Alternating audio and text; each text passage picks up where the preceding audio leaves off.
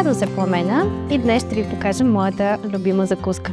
Живея с моето семейство, имам 2 прекрасни деца, Дария на 4, Тео почти на 8. Обикновено започваме с заварено яйце за ситост и за енергия, след което продължаваме с любимата ми купичка. В нея се съдържат скир за протеин, ленено семе и чия, които са богати на фибри и есенциални масни киселини.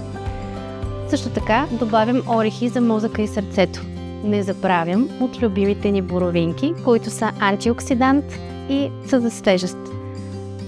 И накрая добавям любимите ни есенциални масни киселини, които са за имунитет, за добра мозъчна функция и за балансирано хранене.